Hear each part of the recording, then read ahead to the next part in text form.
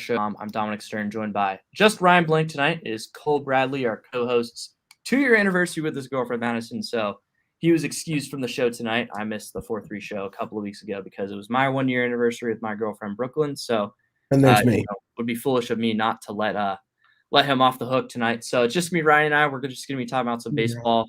World Series is over, which means our 2021 baseball season is over, Ryan, and that's obviously upsetting. Yeah, I'm the only one on this show that doesn't have a girlfriend, so I don't have an excuse to miss a show.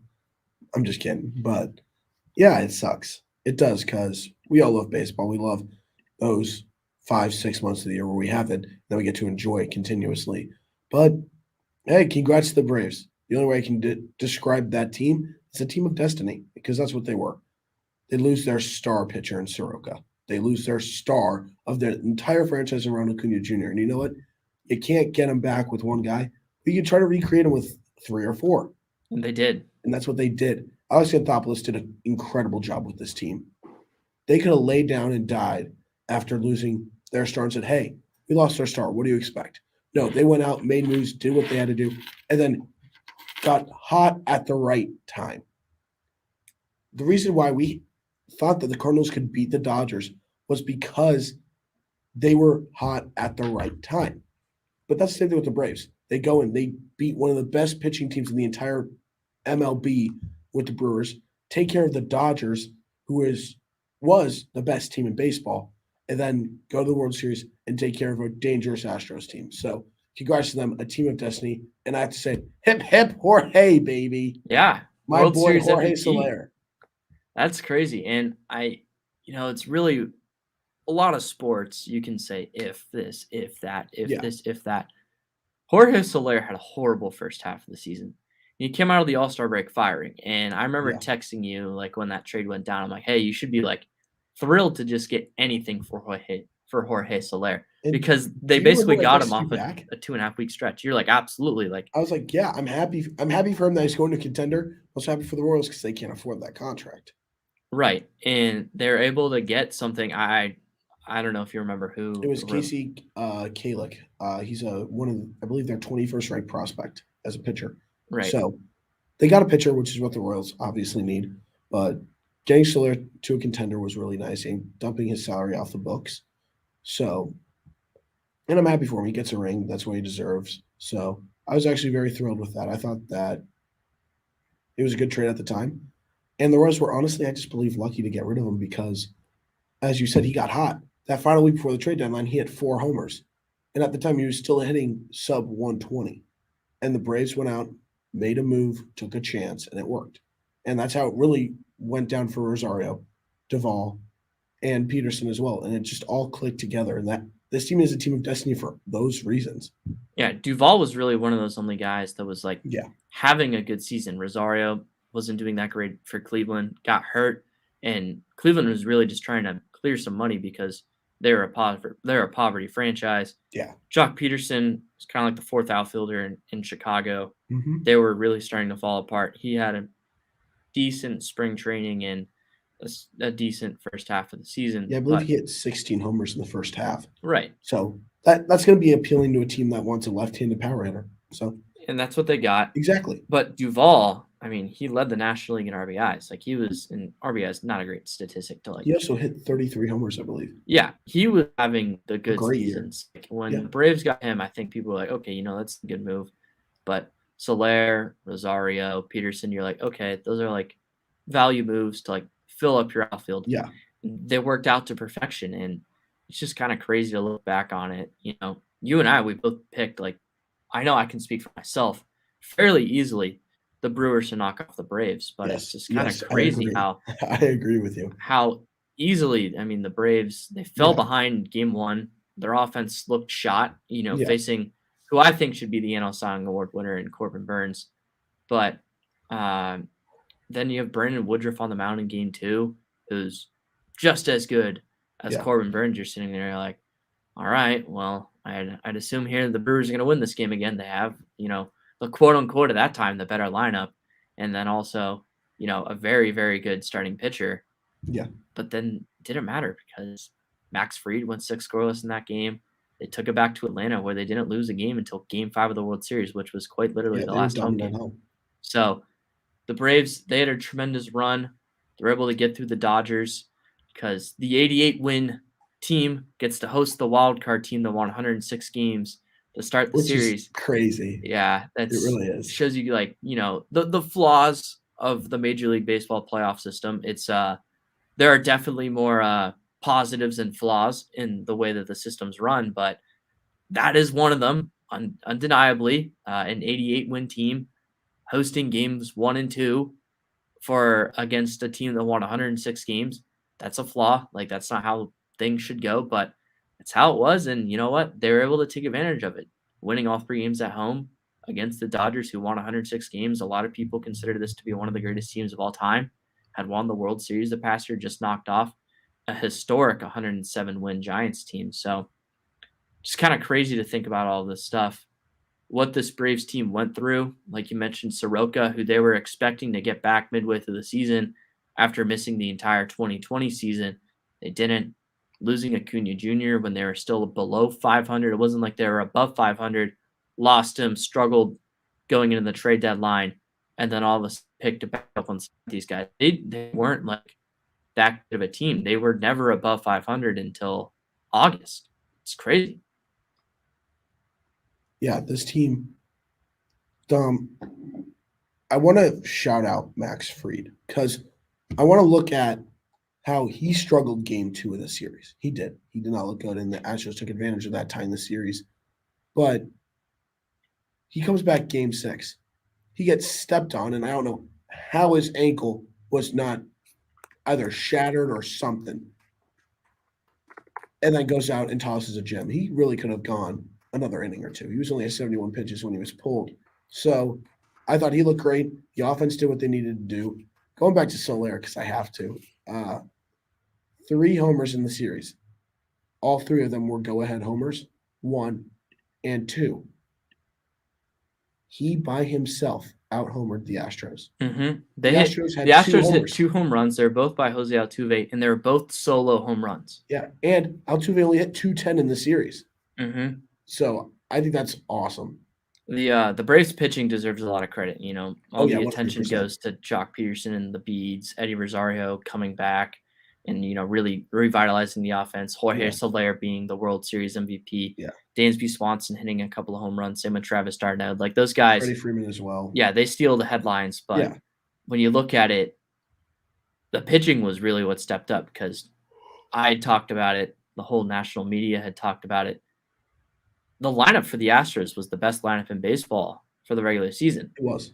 They were second in runs, but they didn't have the beneficiary of facing the Rays 19 times. The Rays, the Orioles 19 times. Yeah. And I think the Rays scored like 150 of their 750 runs against the Orioles. So which isn't shocking. When you look at that, you're like, okay, see where this is coming from. But the Astros have the best lineup in baseball. And a bad Angels pitching staff. No, but I mean the Orioles were way worse. And I know. But you're right. Devil's advocate. You're right. But if you're gonna ask anyone which lineup is better, Astros or Rays. No doubt. The Astros lineup is 100% better. There's no doubt about it. Right. And the Rays and the Braves were able to just shut down the Astros lineup. Yeah. The Astros lineup, it struggled against the Red Sox pitching staff too. So the writing was on the wall. They absolutely destroyed a White Sox pitching staff, scored at least 6 runs in all 4 games, and put up 11 in one of them. So just domination from the Braves. Truly a remarkable postseason run. And I mean, exactly. When you consider everything that went around them during the regular season, it doesn't meet the caliber of some of the most historic teams, the 2018 Red Sox, the 2016 Cubs. I mean, we're going to talk about that one for a long time. You look at the 3 Giants championships. I mean, your Royals going to World Series in back-to-back years, that's obviously super impressive. You're also forgetting about unprecedented. They won their first 8 games of that playoffs. That was a record. They didn't lose until Game 1 of the World Series. Right. So when you just look at these things, the Braves are up there in terms of historical playoff runs. The Dodgers, they were an insane team that just kind of breezed through everything. So They did have to overcome the Braves Yeah. in the NLCS in 2020. The Nationals with their 19-31, they just stayed in the fight, and then they won the fight. I mean, the Braves, they're up there. They're up there with some of these teams. We're not going to look back on it like the 2017 Astros, the Giants. Their third one was the Madison Bumgarner run. The Red Sox with Boston bombing. Like there's that cool storyline that comes with every single World Series team, and with these Braves, it's losing Ronald Acuna Jr. and not being above 500 until mid-August. So, and then I saw someone say like we shouldn't have been surprised because the Braves, their second half, since the All-Star break, they played on like a 105 game win pace. Yeah. I mean, like while that's true, you got to look at the fact that that's only a 2-month window. And once again, looking at it in the full picture, this is why baseball is played in 162 games. So that way, that entire 2-month stretch shouldn't judge your entire season.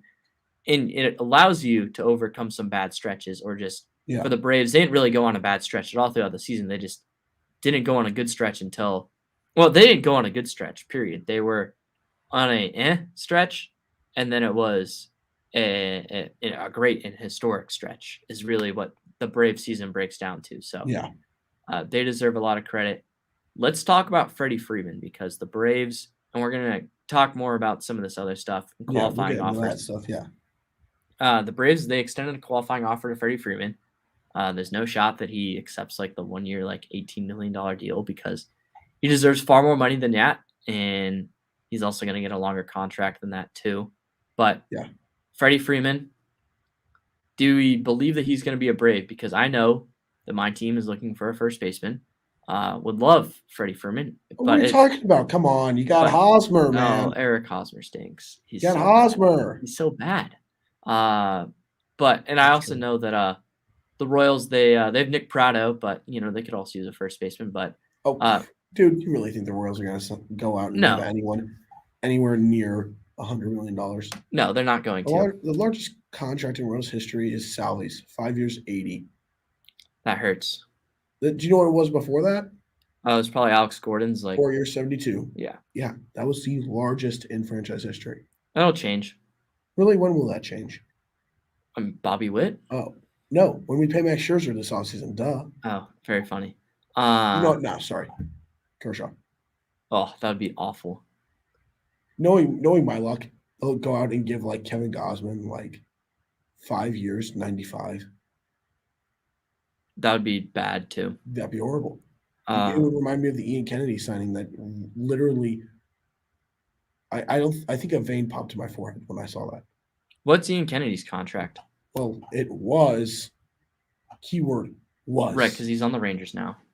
5 years, 70. Wait, no, he's a Philly. Yeah, no, he's a Philly. 5 years, 70. For Ian Kennedy? Yeah. Don't get me started. Wow, that is brutal. When I saw that the Royals signed Ian Kennedy, I was like, you know what? Okay, that's fine. Short-term deal, cheap. I see 5 years, $70 million. I almost had a heart attack.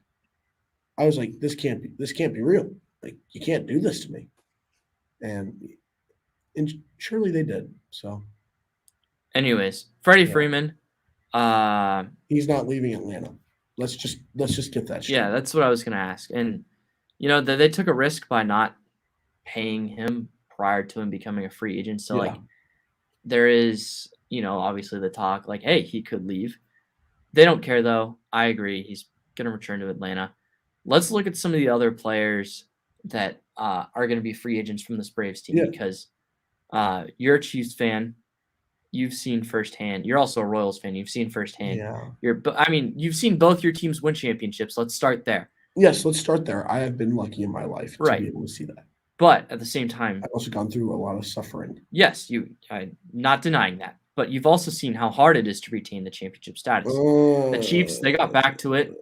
The Royals have not been back to the playoffs since their 2015 World Series appearance. So it's hard to retain making it to the playoffs.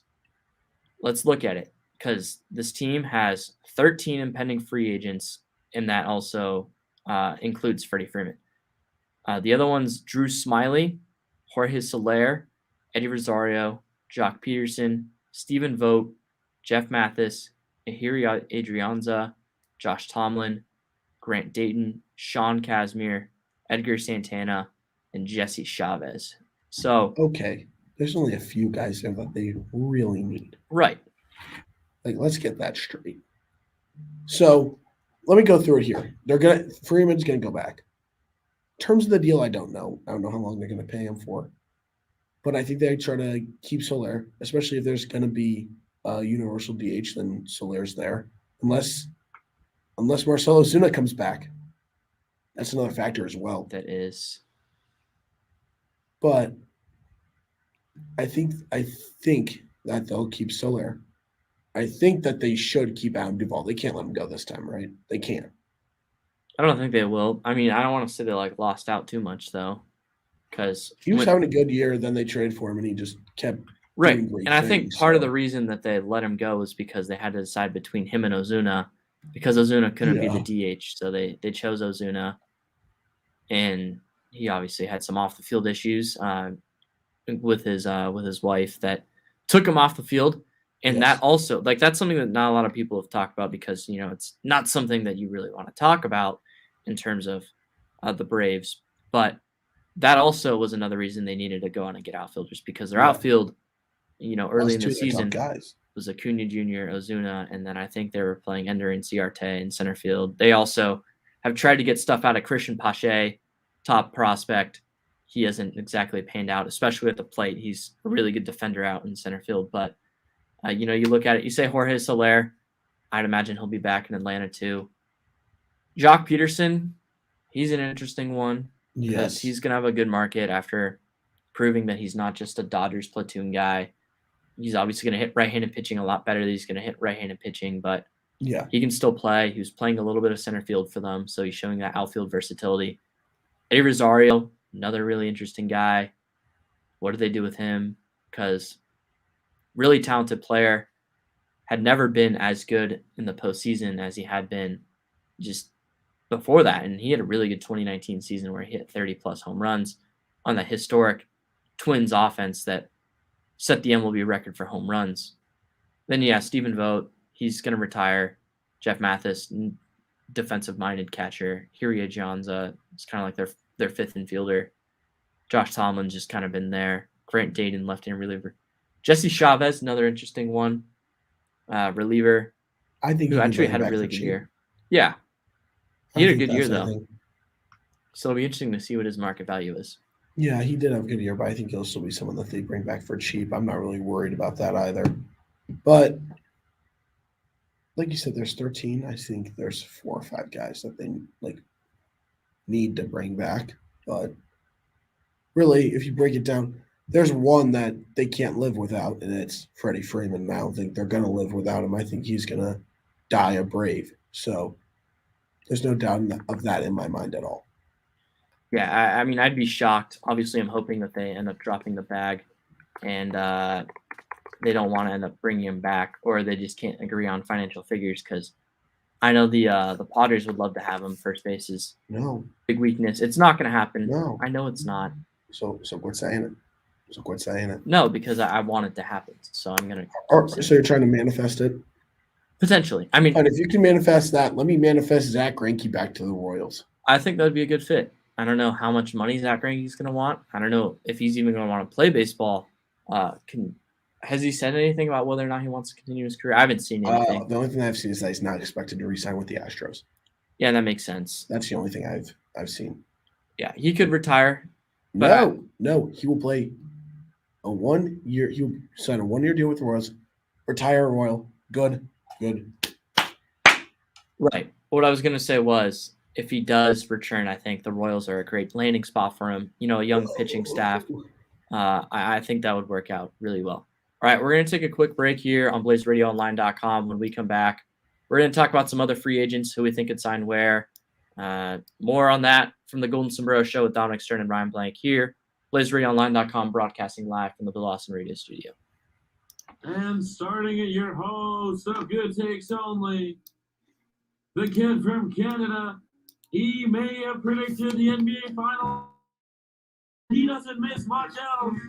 It's Daniel Josh Allen for MVP Pie. Make sure to tune in to Good Takes Only every Wednesday from 2 to 3 on Blaze Radio. Daniel Pike, the host of Good Takes Only, provides you with the best sports takes.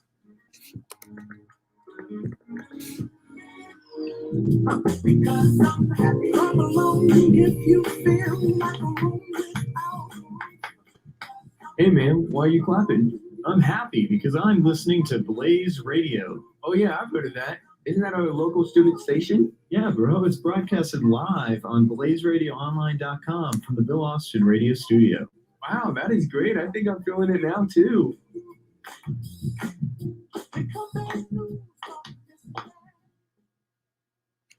This is Dominic from Chainsaw Rainbow, and you're listening to Blaze Radio. Welcome back to the Golden Sombrero Show on BlazeRadioOnline.com. Here to talk about the latest news in baseball. Dominic Stern, Ryan Blank with me, no Cole Bradley. He's out celebrating his 2-year anniversary with his girlfriend, so we miss him, but we know that he's out having a good night. So, Ryan, we're going to talk about some players who received qualifying offers. Today was November 7th. It was the deadline. And my parents' wedding anniversary. Yes. Happy 29 years to my parents. Don't know how they've lasted that long without one of them killing the other. But hey. Wow. Hey, not my words, theirs. Oh, okay. Once they reach 35 or 40, I'm throwing a party, open bar and everything, because they deserve it. Yes, they deserve it for putting up with you as well. Oh, hold on. Not just me. Not just me. You, You have met my older brother and my twin. You are 100% right. It is all three of us. You're a lot to deal with, and dealing with you for 18 plus years now 20.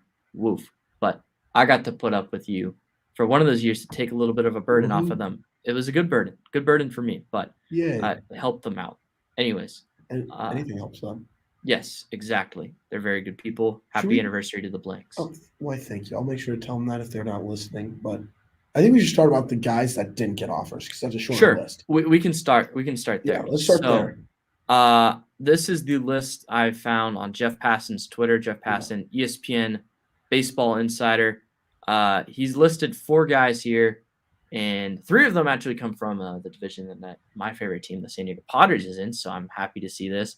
The 4 guys: Clayton Kershaw, Carlos Rodon, Anthony DeSclafani, and John Gray. So let's talk about the 4 of them, and then we can talk about individually, what we think of the comparing them. So Clayton Kershaw, greatest pitcher of our generation. Yes. Some people think Jacob deGrom's getting in that category. I don't think he's there yet, at least for another couple of years. I don't think he's there. He hasn't stayed healthy. So right. Yeah. And speaking of staying healthy, Clayton Kershaw was not healthy this year. He hasn't been healthy for years. Yes. Back problems, also had a forearm problem at the end of the season. Yes. That didn't allow him to pitch in the playoffs, which really hurt their pitching staff. All the pitching staffs are going through the same thing. Not making excuses for the Dodgers, but you would never make an excuse for the Dodgers. It's you.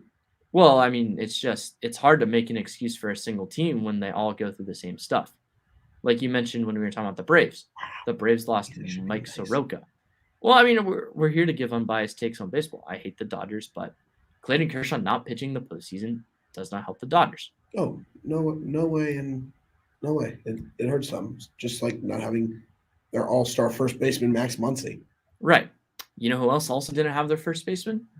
The Giants. Brandon Belt didn't play in the postseason. Exactly. So it's really tough to make these single observations about injuries going into the postseason. But Clayton Kershaw was not healthy. But this year, he put up another good year, despite only throwing 90 miles an hour. He's had to kind of reinvent himself, throwing more sliders than he used to, and his slider kind of plays like a cutter. But in 121 innings, he struck out 144 batters, had a 3.55 ERA, and a 1.019 WHIP. So he had a good year, but the Dodgers didn't give him the qualifying offer. What are your thoughts on this, Ryan? It's tough because, they're going all in on Scherzer. I don't think Scherzer's leaving LA, which sucks for you. It does. So I think they're going to go all in on Scherzer. But I think that what I saw is that the market value on Clayton Kershaw is like $31 million. How? How can you say that? I don't know. He hasn't been healthy. He's 33 too. Yeah, he's getting up there. Going to be 34 by opening day next year. Yeah. So would I sign him to the qualifying offer? Heck yeah. Would I give him a 2-year, like $40 million deal? Yes. But I don't think that teams should be going out and overpaying him, giving him like 5 years, 120 or something like that. That's ridiculous. So here's the thing. What I would do is see where his mind's at. I'm fine with him not giving him a qualifying offer. I want them to see where his mind's at. Will they give him a hometown discount? Which I'm hoping they do for his sake. Because personally, I don't want to see Kershaw out of a Dodgers uniform. I bet you do because of how he has decimated the Padres for years. But at the same time, you can't disagree with me saying that it would look really weird to see him in anything but Dodger blue. Oh, it 100% would. But So it would be a pleasant sight to my eyes to see that. It would be really weird, but it would be pleasant, and I'd like to see it. It's probably not going to happen, but I mean, the whole point of giving the qualifying offer is that in case these guys leave, you get compensation back in terms of a compensation balance pick in the upcoming MLB draft. Which means they're confident that they could get him back. Exactly. So reading my mind. That's what people get confused about is, like I was talking with my family about today at brunch, and they were like, hey, these guys didn't get a qualifying offer. I'm like, yeah, they're confident that they're going to get him back. Right. Like, that's not what it's about. They know if they don't get him back, it's because someone went over the top to get him. And I think the Dodgers are fine with that, knowing that he's going to be 34 and he's battled some injuries of late. Yes, exactly. So, also, I want to talk about how the Royals kind of fleeced the Dodgers this trade deadline. They traded Danny Duffy, but here's the thing. He never played. He never pitched for the Dodgers. So the Royals got something for nothing. Yes. So I call that a win in my book. No, yeah, you're 100% right. Good for the Royals. And then we'll see if Danny Duffy comes back, plays next year. And if he does, I'd assume that he goes back to the Royals because he's also an impending free agent. I guess we should note that the Dodgers did not offer the qualifying offer to Danny Duffy, in case anyone was wondering. Oh, man, that's such a miss. That's such a miss. He says sarcastically. Next guy. We mentioned it. Carlos Rodon, another left-handed starting pitcher. Rodon had battled some injuries. He didn't make the opening day roster for the White Sox, and they had some injuries right as the season got underway. They brought him back in. All of a sudden, he threw the second no-hitter of the season. And he had a really good year, 132 innings. He had 185 strikeouts, so really good strikeout per 9 ratio. I mean, you're 12.6. That's up at the top of the league. A 2.37 ERA and a 0.957 whip. So you're looking at this guy and you're saying, well, why wouldn't they offer him this? He's going to be 29 next year, but they didn't. So I'm confused. I want to know what you're thinking about Rodon because he played for a team that's in your favorite team's division. Get him out of Central. Get him out, get him out, get him out, get him out now. Only because he's good. I think the White Sox are going to re-sign him. But also you don't want to give him too much in case this year is kind of a fluke year, you know? So it's tough, but I really don't see him going elsewhere than Chicago just because I think that he's built himself there, and I think that he has to feel like he hasn't proved enough yet. 1 year isn't enough. Especially in a contract year. I'm going to go to the NFL and say it. D Ford. 1 year on a contract year is not enough to prove to get paid a lot of money. And like we just said, the White Sox are confident getting him back because they didn't give him the qualifying offer. I think he returns to Chicago. It'll be very interesting to see what happens there. I just think that paying him 1 year, $18 million is actually a really good deal for the White Sox. Yeah, personally, I would have been fine if they did that and he signed that deal. I think that would have been a fair deal. Because, like you mentioned, you have questions about whether or not this was a fluke year, and you look at it, and it probably was because he was far better this year than he was in any other season. Here was ERA plus the first 6 years of his career in Chicago. 104, 100, 104, 102, 89, 56 in 2020. So you're looking at a guy who not only was he not much better than average, but he was also starting to regress. Yeah, and he also got hurt at the end of the year. Yes. So there's a lot of factors that play into this. That's why I don't think anyone's going to give him that much money, let alone he leaves Chicago because he's still got a lot to prove. Yeah. All of a sudden, 183 ERA plus this year, He also battled some injuries later on in the year, didn't really pitch much towards the Yeah. end of the year.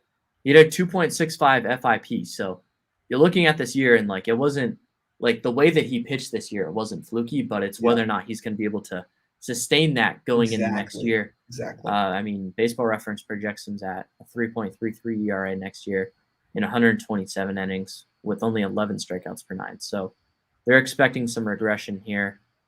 But I think that giving him the 1-year offer and saying, all right, hey, like we're going to give this to you. It's up to you whether or not you want to take it. If you do, we'd love to have you back. We know that you're a good pitcher. You're going to get paid a decent amount for this deal because his contract this year, I mean, I can't see it on Baseball Reference, but I know that it probably wasn't a very expensive contract. So make some money, play for us 1 more year, give yourself a chance to prove that this wasn't a fluke year. Exactly. Or you can decline it, bet on yourself going into free agency, and if you find a better offer, we'll also give you a multi-year offer, but for less money. You can go pitch somewhere else, and we get a draft pick for you. That's something that they could talk about, but I don't understand the perspective of this from the White Sox. Yeah, I don't understand why they didn't do it. I think that's a good deal for him. I think he probably could have signed that deal. I think he would have. So I think it's a little bit tricky on that, but if I was in the White Sox case, I would have offered him that contract just in case a team is like, hey, look at the rise. Here he is. Let's give him a ton of money, and then you get a comp pick back. So personally, I would have done it. I agree with you. But the one that intrigues me most on why they didn't do it is John Gray. Because can you see him leaving? Can you see him staying in Colorado? No. I'd imagine that he wants to leave Colorado because of the course. And this was the weird one because their logic for not trading him was, you know what, we can get we'd rather just get a draft pick out of him after giving him the qualifying offer if he doesn't decline it. Because when you're someone like John Gray, who is pitching well this year, you want to get traded to a contender because you want to go get a chance to get a ring. When that doesn't happen, you're angry at the franchise, and the Colorado Rockies, they tend to make wrong moves. And so when that happens, you obviously don't want to be a part of the franchise going forward. And I think that's a position that John Gray has found himself in. And for John Gray, when you look at that situation, all of a sudden he's not going to want to come back. But if Colorado gives him the qualifying offer, you're like, okay, I can come back and make $19 million and pitch here and hopefully have another good year, rebound, and can go make some more money elsewhere because you can't give the player a qualifying offer 2 years in a row. But for them to not trade him, not get any like prospect that's out there right now, and say, well, we think we can get, like, if we give him the qualifying offer, we're going to get a draft pick that we think we can utilize better. When that happened, I'm like, okay, that makes sense. Like, it's a great way to anger John Gray, but I guess that makes sense. But then for them to not do that, now they get absolutely zero compensation for him. So, I mean, if he comes back, you're like, okay, that's fine, but it just makes no sense from the Rockies' perspective, but most of their moves don't. Yeah, and like that was their whole thinking with Trevor Story as well. And personally, I think they should trade Trevor Story. You know how I felt about that at the deadline and why I said that they lost it because they didn't do it. But here, why? He's not going to stay. I don't know how they can feel confident in him wanting to stay in Colorado. So why not trade him and get something for him, you know? They dropped the ball here tremendously. They really did. I don't see him staying there. I think they're going to get nothing for it because they decided not to give him this deal or trade him at the trade deadline. I think this is a stupid move by the Colorado Rockies.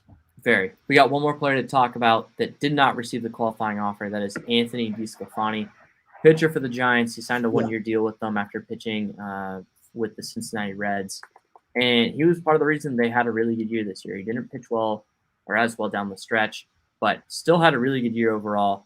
3.17 ERA in 167 innings with 152 strikeouts and a 1.091 whip. Yeah. Best ERA of his career and the second most innings he had in a season of his career.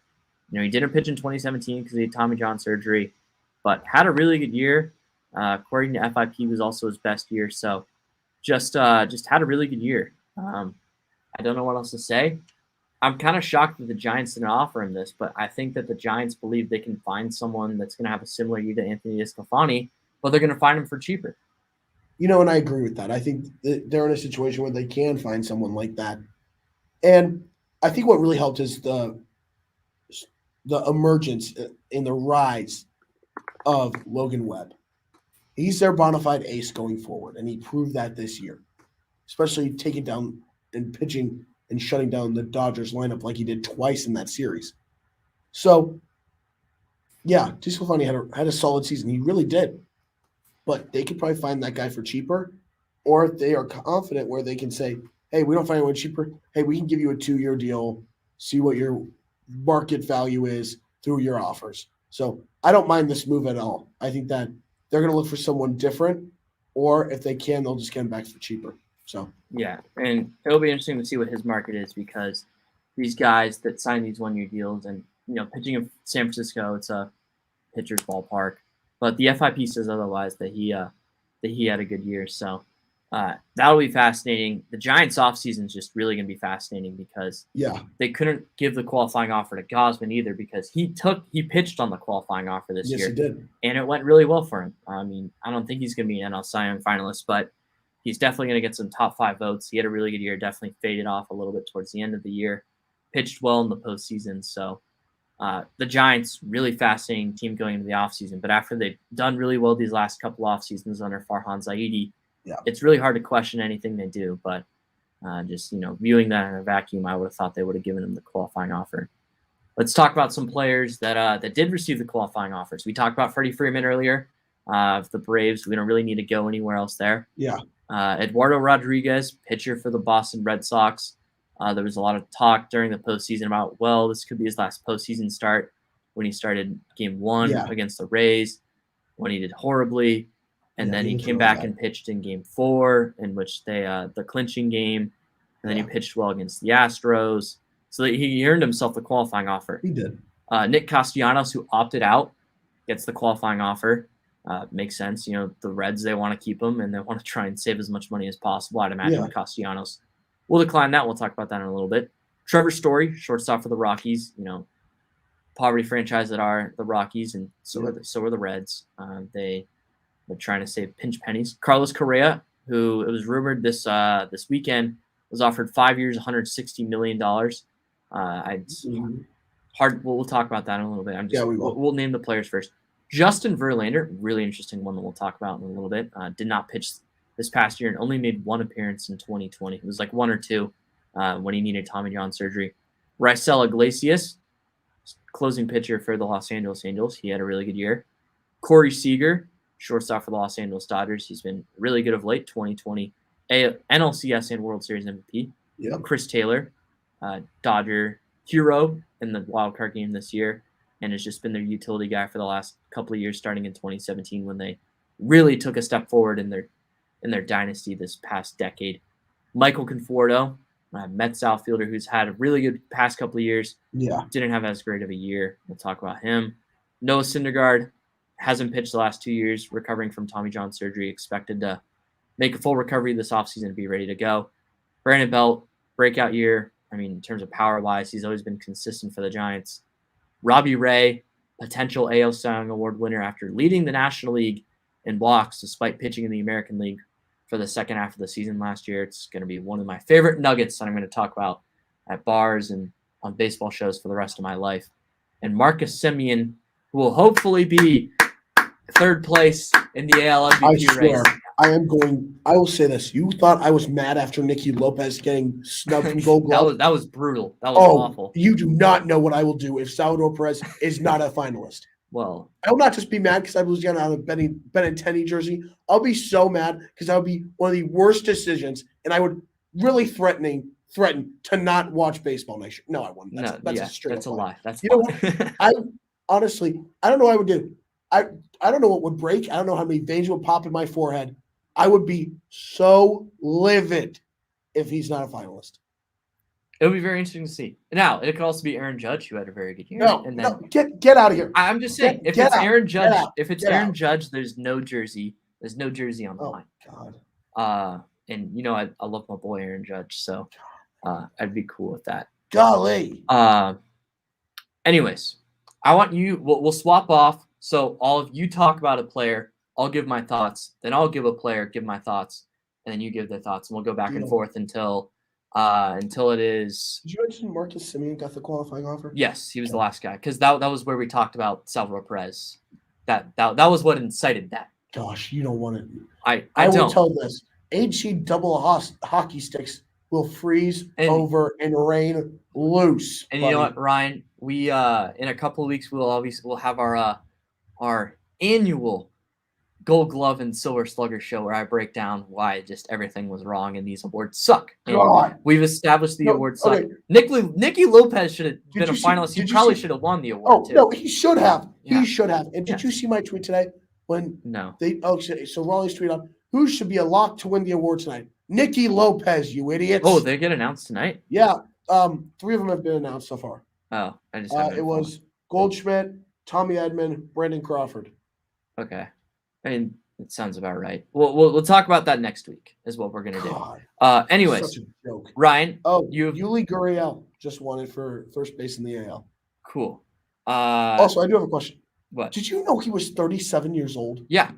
I thought he was like 34. No, he's old. I did not know he was that old. Late bloomer there. Yeah. He signed as an international free agent in 2016. Yeah, I heard about that. I knew about that. Like he wasn't like some guy that was in the minors for a long time. He just wasn't here. All of a sudden was a big part of why that Astros lineup took such a big jump in 2017. They were also cheating, but he also was the batting champ this year. Yes, he was. When I saw that, I was like, he's 37 because I knew he was older when he signed his international deal. But boy, I did not think he was 37. Anyways. Kind of reminds me of kind of like Whit Merrifield, who's older just because he was in the Royals farm system for so long. Yeah, and he also came out of college at South Carolina. 32. And that's not that bad. He's not. It's 5 years younger than Wyatt Gurriel. So. You want to hear a really quick but very sad story for Whit Merrifield? What? In 2015, you know how Royals are putting in their World Series roster, okay? Whit Merrifield gets told, hey, you're going. You were put on the Royals roster, okay? Right as he says goodbye to everyone and is leaving, he is told, nope, they're not sending you. They're sending Alberto Mondesi instead. That man should have a ring. And he's going to be on the Royals when they win a ring, baby. 4 years away. 4 years. Actually, 3. 2024. And as long as the Padres get out of the way and just get it. And then we can face the Royals and you guys can get it. You know what? How about this? Y'all beat the Tigers in 23. Okay. And then the Royals beat you in 24. I'd like to beat the Blue Jays in 22 this year. Is what I'd really like to do. How about this? NLCS this year. Losing 7. And then redemption tour. Beat the Blue Jays in 23. Sounds good. I'm on board. Sorry. Hey, you just want to see a championship. I know. First off, we need to take baby steps here. We've totally gone off the rails here, but that doesn't matter because it's radio. Who cares? It doesn't happen. I want to be able to attend a Padres playoff game. First off, I went to the best playoff game in Royals history.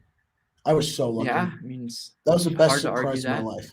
Best surprise of my life when my parents were like, "Hey, come downstairs," and on the kitchen counter it is Royals tickets to a wild card game. That's cool. But my surprise tickets were Maroon 5 concert tickets instead of Rose Bowl tickets, which I ended up going to in case my parents are listening. We had a very good day that day, but opening up those tickets, just thinking they were going to be the Rose Bowl tickets I'd asked for the last month, only to see that they were Maroon 5 concert tickets, which was a cool first concert. But, oh, man, I wanted to go to that Rose Bowl so bad. Maroon 5 was my first concert, too. I know. We've discussed this. Yes. Weird coincidence. Yes. The thing is, we were like made to be roommates, Ryan. Yeah. Or same first concert. Yeah. Same middle name. Yes, that's true. We don't need to reveal our middle names. That could be confidential information that someone might be looking for. They're tuning in the Blaze Radio or the StreamYard. Yeah, my dad just texted me good save, so he's listening. Hi, parents. Thank you for tuning in. Yeah, we were like made to be roommates. Yes, sir, we were. So yeah, I don't know where we were talking. Oh, baby steps. I want to be able to attend a Padres playoff game. Yes, I was there in 2006, but all I remember is like being there. I don't remember a single aspect from the game. You see, I just want to be there, and then we can win the World Series. because that has to come first. I think the coolest thing for me was I went to the first Royals playoff game in my life. I feel like that's the really cool part about it. Mm-hmm. But hey, you went to the one in 06, but you want to like know what happened, like get that full experience now that you're older. I completely get that. Yeah, everything will work itself out. It'll hit different. It'll be a nice reward for everything that the fan base has gone through. Also with the C words who unfortunately won today. All right, let's get back to these qualifying offers. Yes, sir. So, do you have the list up from Jeff Passan, or I am actually trying to pull it up right now. Here, I'll DM it to you. So I'll start. I'll start with it's official. Rawlings hates the Kansas City Royals. Wick did not win a Gold Glove. That is so sad, Ryan. I don't know what to tell you other than the fact that these awards suck. So just don't even worry about it. It was Simeon. Oh, nice. That'll help out his MVP case. No, it's already been voted for, Ryan. They vote for it the day after the season ends. Anyways, I'm going to start with Justin Verlander because I think this is very fascinating. I DM'd you the list so you can pull got it. Justin Verlander. So hasn't pitched the last 2 years. One of the greatest pitchers of our generation, a future Hall of Famer. Yes, but coming off an injury, might not be ready at the beginning of the season. You know, we're still trying to figure that out. Tommy John surgeries, they're all different recoveries. He's had some injuries in the past, hadn't had any over the last 5 years until this one popped up. Yeah. But the Astros, I mean, they're willing to say, hey, we'll give you this 1 year, $18-ish million contract. And if you want to take it, we'll come back and we'll have you. But if you don't, we want to get that draft pick. What do you think about that? The possibility of him coming back to Houston on this 1 year deal? Hear me out. I'm really nostalgic today, especially with my whole Greinke back to the Royals. Verlander back to Detroit. Don't know why. Just kind of, it's like, you get those gut feelings. So I actually think it's interesting that they did offer it because I feel like for them, they aren't going to be willing to pay a ton after Tommy John surgery, especially at his age and where he's at in his career. So I think that when you get to that point, they'll give it to him, see if he'll take it. But if someone overpays and they're not willing to do it, they get the comp pick, which, you know what, I think they're happy with. All right, give me a player. Break it down. I want to go with, for you, as Jeff Passan tweeted, Raised Iglesias. Yes, he did. Raisel Iglesias. That's your player. No, you say why you think it's interesting, and then I give my comments. Got it. Yeah, very, very thrown together segment here. I think this one's really interesting because if you're looking at a team like the Angels, it's got to be tough, especially because what has been the glaring weakness for them for years? It's been their pitching. Yeah. So they finally found a guy that they can use at the back end of their bullpen. They don't want to let him go. Do you think that this was a smart move? Yeah, because you do need that good lockdown closer, and that's something that they've really struggled with the last couple of years. And Iglesias was really, really good in that role. They would sometimes bring him in the eighth inning role, which is what he really worked with in Cincinnati, and it just wasn't working for him. He excelled in the closing role for them this year. So I think it's definitely smart. I mean, they should have tried to lock him up for 2 or 3 more years, during the season, but you can cross that bridge after he either accepts the qualifying offer or you try and bring him back. Exactly. It's also going to be interesting to see what they do this offseason. The Angels are never in a rebuilding mode because they have Mike Trout, and now they have a healthy Shohei Ohtani who's going to win MVP. So I think that they definitely did the right thing here. Whether or not they should definitely pursue him if he declines it, and even if he declines it and leaves, they get a comp pick for him, maybe which they can draft probably again. If he declines it, then they get him for 2-3 years. Mm-hmm. Well, it was funny because every single draft pick that the Angels used this past draft, they drafted a pitcher. Every single one. Yeah, I saw that. Which is wild, and it was, considering how they've done of late, a good idea. Really good idea. My guy I want to talk about next, as we have about 7 minutes, it is going to be Michael Conforto. Conforto, really good last couple of years. 2021 did not go well. But here's the thing about Conforto. He has the track record that makes you believe that this year is a fluke. And the difference between his WOBA, which is weighted on base average, which is basically a more analytical version of slugging percentage that values home runs more than 4 times. It basically says a home run is worth 7 times more than a single, as opposed to 4 times in terms of slugging. And it weights them all different. It's not just home runs. And then there's expected WOBA, which takes your launch angle and your exit velocity, and it takes that and it looks back at the database since they've done StatCast, and it takes its projected of what that happens, and then it puts that into the WOBA. Yeah. And the difference between his expected WOBA and his WOBA was actually very massive, which basically means he had a very unlucky season. So I think the Mets are smart to give him this 1-year deal, and Conforto should accept it. And I'd imagine he's going to get similar offers if he declines it from other teams. Pretty sure he's a Boras guy, which means Boras is always going to get the best for his players. Yeah. That's what he does. But I think Conforto getting the qualifying offer, great move from the Mets because he deserves money because I think he's a really good player. I agree. I think he is someone that deserves this type of offer, especially trying to say, hey, prove it to us that this was a fluke year, especially after looking at the WOBA. So I agree. I think this is an offer that I think he should take, but it's tough if with him being a Boros guy. So, but I think that it's smart for them to give him this deal because he's still a very talented outfielder. Next up, Dom, for this one, I want to go with Trevor Story. I think this one's so interesting because you saw. There's no way he accepts it. There's absolutely no chance. The interesting thing about it is that the Rockies could have gotten so much at the trade deadline for him, so much heavy package.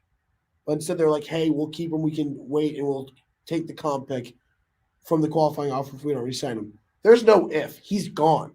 He's as good as gone. So they're happy with that comp pick. Dom, I know this stems back farther than today with him getting the offer. But what do you think about all this with how the Rockies have handled it? Well, he's not going to accept it because, one, he's not going to take he might take a 1-year deal, but he's going to take a more expensive 1-year deal. Yeah. And he doesn't want to be a part of the Rockies. He saw how they handled the situation with Nolan Arenado, who's a better player than him. Yeah. He saw the way that they handled the trade deadline and just like the total botchery, and he just wants to get out of Colorado. Now, the thing about Story is he was banged up throughout the year, and he didn't have as good of a year as you would like going into free agency. So reasonable to accept that he could take a 1-year offer and buy in. And you know what? If he comes back to Coors and plays at Coors again, he could have a really good year. The Coors effect. You hit better at home than you do on the road. Like it's just like the team. Yeah, it's better when they're home than on the road. Yeah, they were a very good team at home this year. Exactly. They were one of the best teams in baseball, period, at home. Yeah. They were just one of the worst teams ever on the road. So I think that he can accept it. I'd assume that he won't because he's going to want to try and leave. Cincinnati's a spot where he could go, even though they're not going to want to pay money. But, a 1-year deal, they don't commit much to him. Yeah. Detroit, if they don't end up getting one of those guys. Houston, if Correa leaves, I think that could be a really good spot because he's a good fielder and a good hitter, and that's the type of players that Houston likes. Seattle, J.P. Crawford had a good year. I'd imagine they want to keep rolling the ball with him. Yeah. There are a couple of teams that could use him. Maybe he tries to transition over to be second base. Baltimore, as they try and transition over, they could say, hey, Trevor, you're not getting a ton of good deals with a lot of money. Come over here and help build with us. I don't think that's a possibility. I'm just throwing stuff out there. So Trevor's story, very fascinating. I was expecting him to not get the qualifying offer, but if you're Colorado, you had to get something out of him. They should have traded him at the trade deadline. We all said that too. He literally, because I was there at the game on July 30th, which was the trade deadline, and he was in the starting lineup that they posted earlier in the day. And then he was so mad that they didn't trade him that he just said, I'm not playing today. He played the next day. I was also there, and I was yelling, nobody wants you, Trevor, because no one, I guess, wanted him. It was funny. I had a little fun. Padres lost that day. It was upsetting. They lost both those games, actually. That was 2 of my 5 losses I attended at Petco that year. Yeah, they had a very good summer. Very fascinating Trevor story. My last guy, and then I'll have you give one guy, and then we'll wrap up.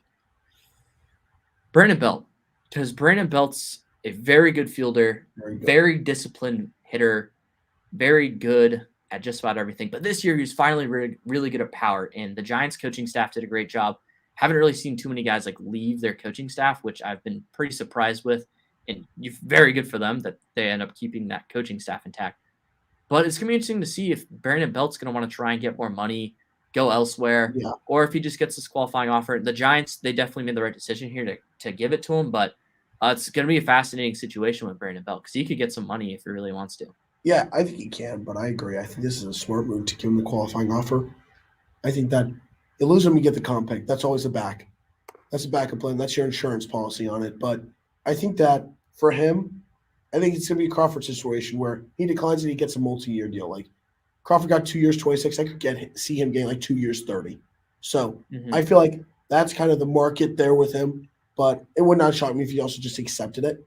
So I think it was a very smart decision, though. Yeah, so it's going to be fascinating. He's going to turn 34 right after the season starts, and paying older first basemen, as my team has found out, not a good idea. So it's going to be fascinating to see what his market is. I think Belt might accept this. All right, give your player, and we'll wrap it up. I think there's a high chance that Belt accepts it. You know, I wanted to go Marcus Semien, but here's the thing. He's not going to accept it. He's going to go get a ton of money. Yes, he will. Robbie Ray. Robbie Ray. It's tough because he went Cy Young, and he really just came out of nowhere. And towards the second half of the season, Dom, the Blue Jays are likely going to have to make a decision. And do you see Robbie Ray taking this offer? If not, no, it's really hard to see. Who do they pick? I don't know, because I feel like if you're the Blue Jays, you can say we have Kevin Biggio who can play second base for us, and they'll let Semien go, and you trust your bats. If you're the Blue Jays, you got to look at it and say we need pitching. You're going to have Barrios coming back next year. You're going to have Ryu coming back next year. If you can bring back Robbie Ray next year and maybe get another guy in free agency, on a low contract, I think that's the way to go. Personally, if someone's going to say bring back Semien and let Ray walk, Ray had a more fluky year, by all means, not going to tell them they're wrong. But Robbie Ray has more good years. He had a good last half of 2019 that had a lot of people buying into him for 2020 where he was just awful. And then he was insane this year, Robbie Ray was. Yeah. So it's going to be fascinating. What are your thoughts on that? And then we'll wrap up. It's so tough because imagine that they do get it done and get Robbie Ray back. They go and get a cheap pitcher to fill up that fourth spot. That's a really good rotation with a very dangerous lineup, along with Kevin Biggio, who spent a lot of time in AAA, but also developed. So I think it's a tough decision, but you can't go wrong by signing Marcus Semien and keeping that middle infield of Bichette and Semien together. It's a really tough decision. It really depends where they're at on money because, of course, your goal is, hey, let's keep them both. I don't know if they can financially do that. Yeah, going to be fascinating to see what they do. The Blue Jays, they're an interesting team, can definitely win the American League next year after missing the playoffs this year. That's going to wrap up the Golden Sombrero Show. Thank you all for tuning in. Cole Bradley should be back with us next week to break down the latest news in baseball. We'll talk about Gold Gloves, Silver Sluggers, more. If we awards tonight. Yeah, they are. We can get into CBA stuff next week. We have a couple of weeks to break down any news that we have about that stuff. Hopefully some free agents. Well, free agents really can't sign until they know whether or not what's going to happen next year. Yeah, the CBA is ridiculous right now. Yes, it is. All right, we'll come back to you next Sunday. Up next is the College Basketball Bonanza with myself.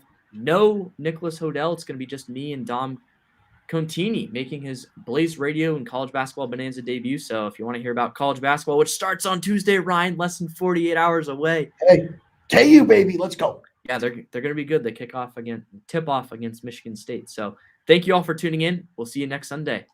Go Padres.